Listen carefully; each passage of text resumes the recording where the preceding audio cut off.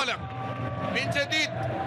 لن يجد النصر صعوبة إطلاقا في الوصول، وتاليسكا يصل مبكرا. نعم نعم نعم، فعلها الضار. لم ينجح في الخروج بالكرة.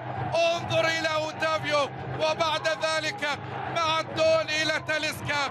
اللمسة المثالية الذكية من كريستيانو إلى تاليسكا، إلى الشباك، إلى الفرح، إلى السعادة، إلى النصر، إلى النصر.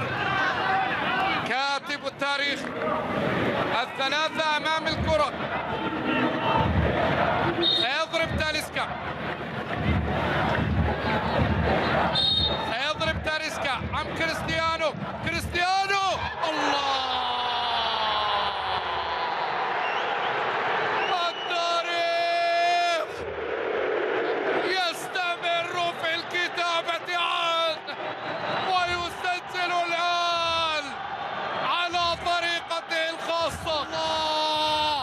الله الله الله الله الله، الكبير كبير والأسطورة دائما هكذا. يعطي السعادة والفرح. لابد أنه سيستمر ولا يتوقف. ماذا عن ماني؟ هل سيستمر دون توقف في الضغط؟ لا. الله الله الله الله، البروفيسور بروزوفيتش يسجل له الأجمل، الأفضل في الجولة الأولى والأفضل في الجولة الثانية بهذا الهدف، هذا الهدف الرائع الفريد. الله على ماني، مررها باتجاه البروفيسور بروزوفيتش يتوج البروفيسور أداءه والمثالي. عدنان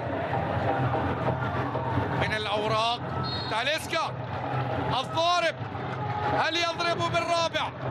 الضارب